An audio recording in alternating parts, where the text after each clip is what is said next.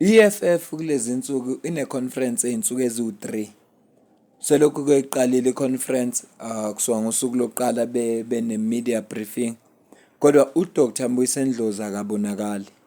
Lokho-ke kwenza ukuthi abantu abazintatheli bafune ukwazi ukuthi uDr Mbuyiseni Ndlozi ngoba asikakezwa lutho ngaye. Siyazi-ke ukuthi kunama-members we-EFF asukile khona ayojoyina i-MK.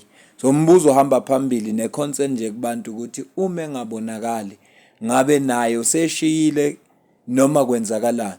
Kodwa-ke ukuze abantu bathole ulwazi funa babuze kubantu abakwi-EFF okuyibona bazobapha impendulo eqondile.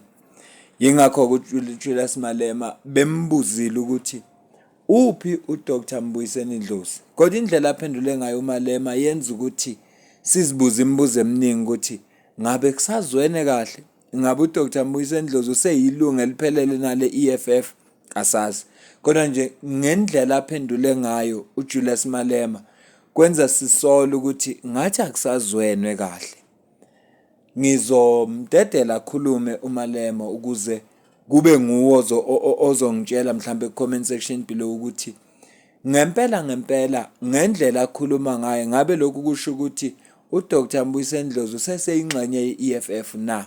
Ilokho nje okwenza ukuthi ngithi ngicela ukuthi ngokwakho ukuthi ngendlela aphendule ngayo uJulius Malema lokho kungabe kwenza uDr Mbuyiseni Ndlozi abe simthathe njengomuntu osese ku-EFF na, noma funeka silunguze ukuthi abe akakajoyini i-MK noma kodwa ngikholwa ukuthi angabuyela ku-ANC. Amathuba ukuthi angabuyela ku-ANC ngokwami mancane. Mhlawumbe angayijoyina enye inhlangano kasazi, kodwa nje ngingaphamba ngemidlalo engikufisayo ukuthi ngicela nje ungenzele i-favor, subscribe kule channel, ulike le video, ushiye umbono wakho kwi-comment section below. Ngizwe ngokwakho ukubona ukuthi wena ubona kanjani. Kodwa ngiyazi-ke phela ukuthi uzowubeka umbono wakho usumlalelile uJulius Malema wezwa ukuthi uthini. Emveni kwalapho-ke bese ubeka umbono wakho. Yileso sicelo nje enginaso kwamanje. Kodwa nje uJulius Malema njengomholi uyena ofanele ngabe uyazi ukuthi ilunga eliphambili njengoDr Mbuyiseni Ndlozi uma lingekho lisuke likuphi. Ngiyacabanga ukuthi uma kuzoba ne-meeting noma kuzoba ne-conference, uma umuntu engeke aphumelele ngeke phela abike elizwe ukuthi unankingani, kodwa uzobikela abantu aba-right abazisa ukuthi angizukubabikho ngalezi zathu nangalezi zathu. Kodwa ngendlela aphendula ngayo uMalema ngokwami ayinhle. Ngicela ukudlala uMalema, ngicela nje ukudlala uMalema uzwele wena ebese emveni kokuzwa ebese uyangitshela ukuthi ngokwakho wena kusho ukuthini. Ngoba ukusho amagama ukuthi umuntu ongekho la usho ukuthi kwakungafanelanga abe khona kwasekuqaleni. Lawo magama nje wodwa ashiye imibuzo eminingi kithi. Ngicela uzwe nangu Malema bese ungitshela umbono wakho. We're not going to answer the question about Mbuyiseni Ndlozi. You've got his number and some of you talk to him, call him.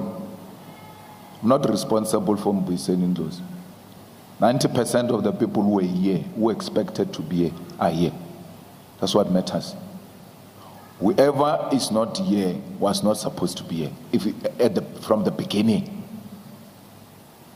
So you are not going to reduce this organization to some individual. We're going to refuse that. We're going to refuse that.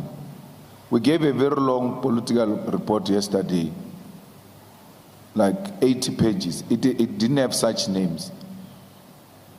You are intellectually so inferior that you can't even engage with that document, and then you bring gossip. We must be monitoring movements of individuals. Why concern about one person over so many people who are here? As if he is the conference. As if he's not here, conference will not happen. It's going to happen, it's happening without him. It's not here. I heard people say he's here, he's doing this. He's not here. He's not here. And it's not our interest to entertain such nonsense. not our interest. We're dealing with political issues here, not egoism, not people who think they are bigger than this organization. It will show them once again that it's bigger than all of them. So we as a matter of principle, SG and policy position, we're no longer going to answer any nonsense about Mbuyiseni Ndlovu. Never. When a journalist asks you that question, you must say, ask another question. You can be smarter than that. Ask something else. This matter is closed. Uzweleke njengoba Umuzwa uMalema uzwakala njengomuntu ocasukile, irritated ngenxa yalombuzo. Uyamdina kahle kahle lo mbuzo ngoba kuba sengathi inhlangano ye-EFF ingomuntu oyedwa. Kodwa ngokwami ukubuka ngelibona iphutha. Angazi ke ngokwakho kodwa ngokwami ngilibona iphutha ngoba kubuzwa ileader la. Kubuza njengokuthi uma umzali unezingane, uma ingane yakho singayiboni ufuna sibuze wena, iphi ingane yakho uzokwazi ukusinika impendulo eqondile ngoba umzali. Uma inenkinga ikhona izinto engakwazi ukukutshela zona wena engeke ikwazi ukuzitshela abantu. Manje ke ngiyacabanga ukuthi uMalema mhlawumbe ubona sengathi indaba kaNdlovu imphuca inhloso yokuthi bahlangane lapha, kanti inhloso yabo ukuhlangana ingemayelana ne-EFF.